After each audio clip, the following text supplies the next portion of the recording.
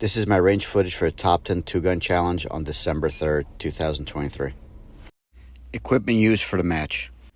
My rifle is American Defense 17-inch builder kit without the forward assist. I'm using a 20-inch Criterion chrome line hybrid barrel with a BCM MOD 1 comp and just a regular low-profile gas block. On top is a Vortex Strike Eagle 3-18x44 on an American Defense Recon mount. On the side, I have a Holosun 507 comp on an American Defense 45-degree offset.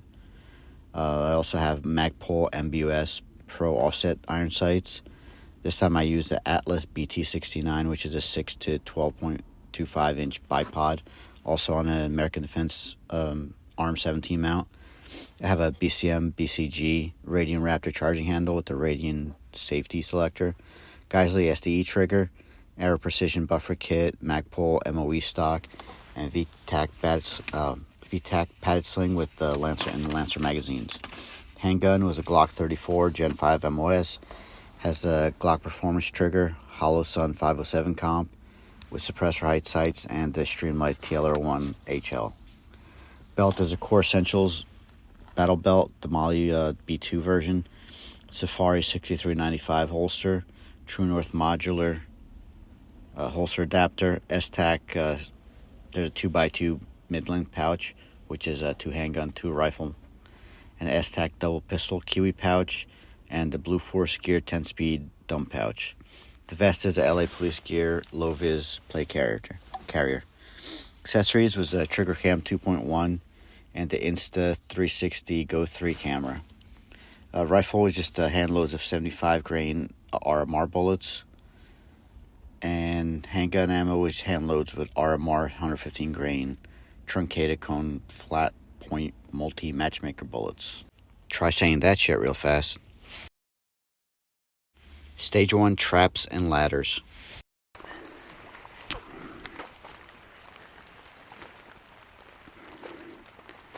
Alright, I'm ready. Alright, stand by. So for stage 1, we started by climbing up this ladder.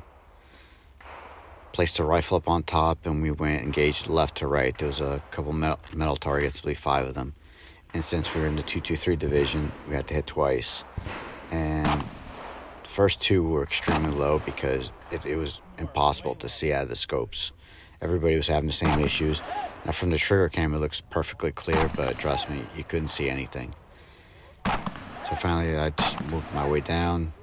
I was able to see a little bit. My magnification was about 3 or 4. I didn't go up too high because I wanted to make sure I had a good field of view. So after I get all these, I had to come back down, and then we had to run over to that bench, the green tablecloth thing over here. Put the rifle down. Then we came over here.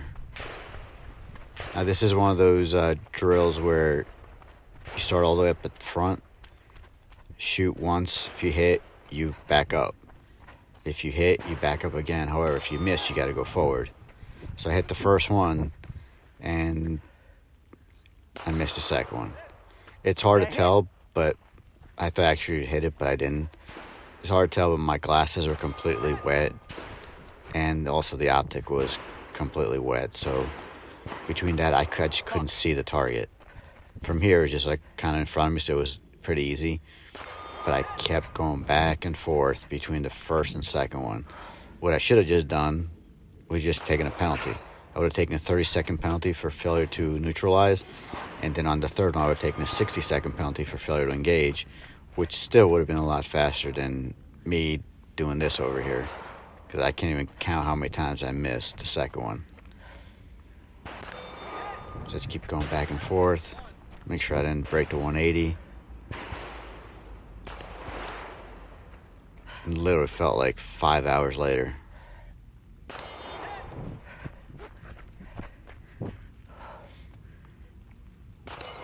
Finally I hit it. And then you go back to the third one. And somehow actually made it. I was actually surprised I hit that one. Then you run back over to the other side.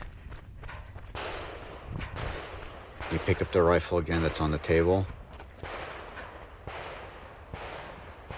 And this time, we shoot from the barrel. Same course of fire. left to right, 2 hits on each target. And what I realized is what I should have done the first time, I just lowered my glasses. This way I was able to see everything perfectly. I went back to re-engaging and I had no issues.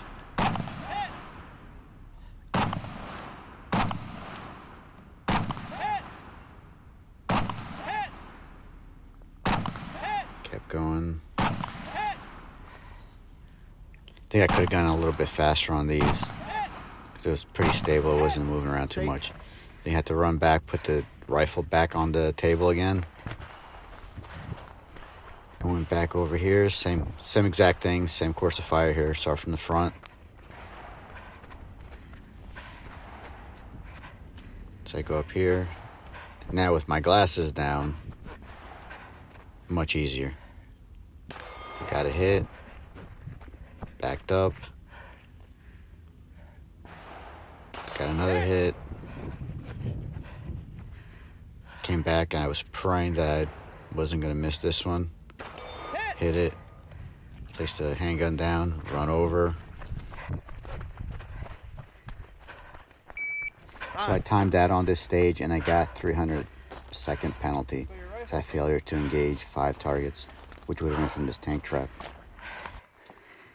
So for stage 1, I was 17th out of 24th. It was the worst stage of the day. I got more penalty seconds than it actually took me to do the actual stage. Stage 2, pistol spinner and friends. Okay, you're gonna start hands at your side. Okay. Shooter, are you ready? Ready. Stand by. So in this stage, we had a pistol spinner. And once we spun the spinner, we had to unload. With 1 round left, we had to hit the stopper. Pretty simple. Normally what I just do is I just like to hit the bottom one because the bottom is bigger than the top one. And I just go steady, nice slow pace, and I usually get it done. However, I try to get cute, and I just went for the top and bottom, and I would consistently miss. And I was getting frustrated, and I would, because the spinner was slowing down to the point where it was stopping. And then right here, of course, I run out of ammo. So what most smart people would have done here would just, after a couple rounds, if they see that they're missing, they can't get the spinner going, they just take the time penalty. And because I'm an idiot, I just keep shooting at it and I'm getting nowhere. And finally, something goes off in my head and like, wait a minute, I can just take a penalty, because even though I almost got it right here, I know it's about to run out of ammo again because it's only a 17-round magazine. So finally I was like, you know what? Let me just stop while I'm ahead and just take the penalty, which I should have done from the beginning because I would have saved myself about 30 seconds, maybe 45 seconds.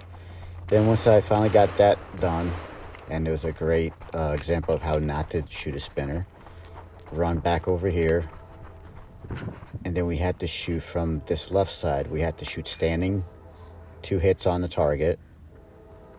And when I put the magazine in, I thought it was in all the way, and I should have known better because I didn't hear a click. And then, of course, all I hear is a click. So I knew that I hadn't loaded. So, and then, of course, the magazine falls on the ground, make it even worse.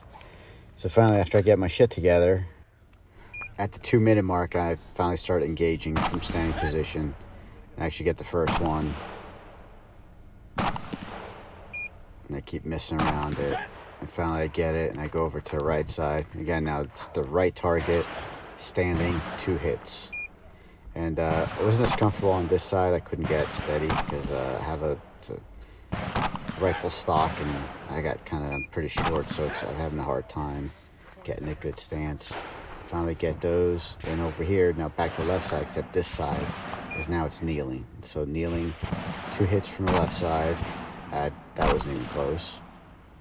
And then finally settle down a little bit, and I get a little bit more comfortable. I eventually get the hits.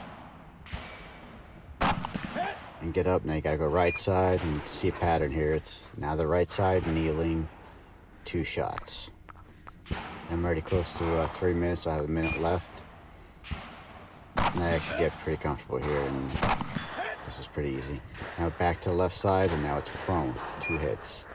With the bipod, this is where this bipod was awesome. I could have even had it a little bit taller. That was probably like around 10, maybe 10.5 inches. I could have extended it out even more to make it 12.25 inches. And it's really what I should have done. If you run a 2-gun competition and you're allowed a bipod, get the taller one. Do not get the 6x9 because it doesn't help, especially 30-round mags. You have to get real low. As you can see, I was able to get 2 quick shots right off.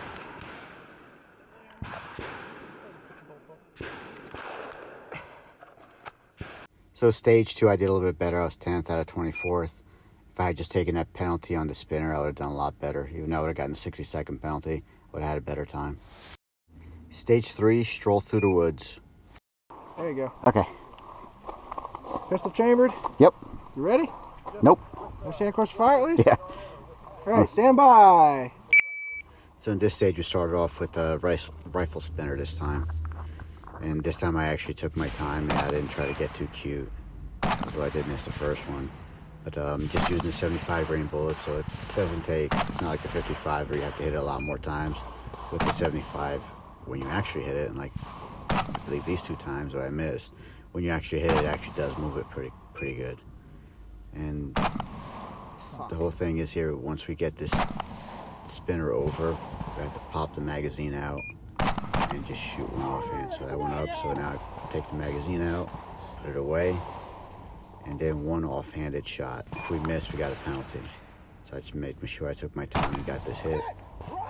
And run over here, and then my boy Jake comes out of nowhere and just starts, usually they are on this one, but he comes out of another stage. Stage 4, I believe, comes out of nowhere, starts yelling at me, cheering me on, and trying to get me going, which is awesome. Then I come over here in the woods. I almost slipped a couple of times because it's like just muddy. So even with my hiking shoes that I got, my trail running Hokas, it's still slippery. So finally I go over here, start shooting these. And you'll notice, because at the end I missed one, so I didn't engage with the 60-second penalty. And as you can see, like it's over here on the left, it's behind like a tree or something. You will see shortly that I keep shooting these targets, but I'm constantly looking back to the left. See, like right there, I'm like, I think that was it, but for some reason I didn't even engage it. And here, this is where I have to learn to get better. Now I know I'm over here, I come here, there's like a couple plates, like 6 or 7 plates, and I don't, it's not that I miss that much. Look what happens at the end. I go over here, there's 2 red no shoots, and I just have to learn to count rounds. This way I go from one prop to another with a full mag, and I don't run out like I just did. Unload, show clear. You missed one. Set up there? Yeah. So for stage 3, I was 12th out of 24th, which is middle of the pack. That penalty, 60-second penalty, definitely cost me. I would have done a lot better on this. Stage 4, K-drill, aka Casarda drill. We got one more after this. Oh yeah, you guys got it. That'll get your blood. So for this stage, we started in seating position. Rifle down at the side, then on the buzzer you go up, place the rifle down. Then you gotta throw this kettlebell. It's a 50-pound kettlebell. This is what is called a Casarda drill. You throw the kettlebell, wherever it lands, you grab the rifle, go up, and you shoot. Again, I was 5.56, so it was 2 hits per each time. Now this is where, because it was so slippery, went about a couple of feet. What sucks is you have to go right from there, and you gotta shoot right from there. You can't, there's no redos. This one I started with the bipod, not all the way up. I was thinking about starting it all the way up, but I didn't. And it was okay, but then as you get further along, you'll see that I eventually have to raise it all the way up. Now that's a black target. It's hard to see. It's like all the way right about there. That's where we had to hit 2 hits. Now at this point, it was also starting to get really hard to see through the scope. But I've managed. Now that's a good throw. Move forward. And rifle down.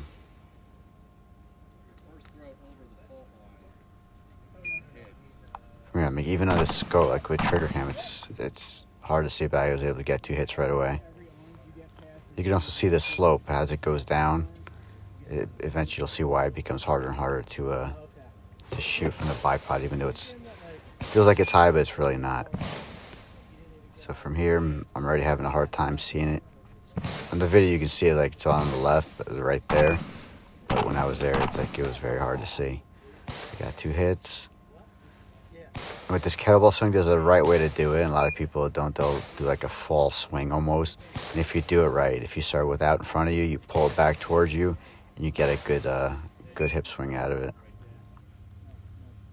So this is where it becomes very apparent that, even though it looks like you can see the target from the trigger cam, like I'm nowhere near it. It's almost impossible to see. I'm trying my best to do everything I can to see it, and finally, eventually, I just give up. And luckily, I have offset red dot, and you can see how it's angled right now. I'm not even using the scope. I'm actually using the red dot that's on the side. Much easier to see. Get up after I make those 2 hits. Throw it again. At this point, I'm not even that tired. I'm actually pretty good with the kettlebell swing, so I'm not that tired. I'm able to get a full swing out of it. And again, I don't even try to use the scope anymore.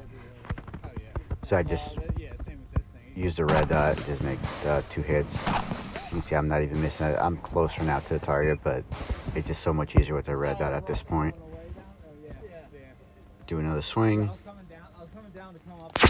So here's one issue that I ran into because I am using the offset red dot at this point, and I had the bipod legs all the way extended. Now it's actually a little too tall, so what I do is I just fold up the bipod legs, because the last time I shot, the one before that I shot, I was having a hard time. So I just said, I'm just going to fold these up and make it much easier. And I do, and then just make these 2 quick shots. At this point, my boy Jake comes in again, starts yelling at me, cheering me on. It helps. It actually does. So I really appreciate that. And again, I believe this is the last swing, and it's I'm right there. Just make the 2 hits, and that's it.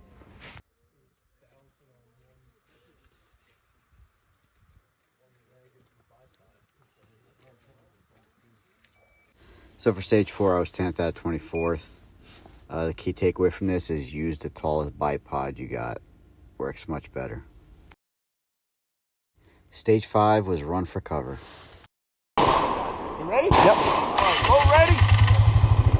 Spotter ready. All right. Shooter ready. Ready. Shooter ready. Stand by. So the first position on this stage was the top of the barrel, and you have to get 2 hits on the left target, you can see down here, and then 2 hits on the right target, just like that. Once you're done, get up, move anywhere on this log, horizontal log. I chose to go over here because there was leaves on the ground, and it just felt like much better, much easier. It was low because you can see like where the gun was pointing right off the bat with the ground. But got 2 hits here and 2 hits on here. From here, you move up to the other log up here. That's like a tree stump.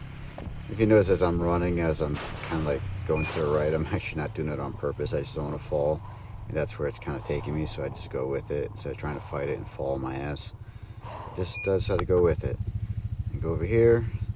As you can see, the weather's getting pretty bad, and there's actually some fog or something building in between. I actually missed the second one. I have to go back. So in between the trigger cam and the actual scope, there's something building up. There's like some fog or condensation or something. That's why the picture's getting a little worse. So from here, after that one, run down here, and there's a box on this side on the ground, and you have to shoot standing. So again, 2 on the left. It's a little bit harder because I'm already getting tired and my arms feel heavy. Missed a couple of times. It's wobbly as hell too. That wasn't even close. Eventually I get it, and then I got again 2 on this right one. Eventually. Then from here I didn't even use the scope after this because I'm getting closer. And then from here, once you engage and hit the 2 targets, what you have to do is you have to unload. before you move up, which is kind of key because you'll see what's going to happen next. So here, just, you know, red dot, 2 on the left, 2 on the right, but I miss a couple times before I finally get it. Now from here, you take the magazine out, put it away. Don't, on this whole match, you cannot drop magazine. You have to put it away. Unload. You can see the round went off. I just make sure I was clear. And I ran up, and as I get closer, what I do is I start transitioning to the handgun, as we were allowed to. But what happens is my rifle fell because the sling just popped off. Now normally you'd get a DQ because it fell off, but because it was a clear, safe and clear weapon, thank God I didn't get DQ'd. And thank God the trigger cam didn't break, because this would have been my 3rd one. So from here you got the plate, I think it's 6 shots or 6 that we had to hit. I think I only missed a couple times. I didn't do too bad. 17788.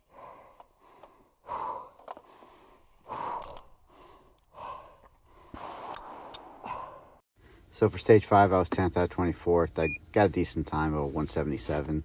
Luckily, I didn't get DQ'd for it. The only thing I can learn from this is don't drop your rifle. So match results, open rifle division, I was 13th out of 24th, which pretty much means I had a shitty day and I sucked.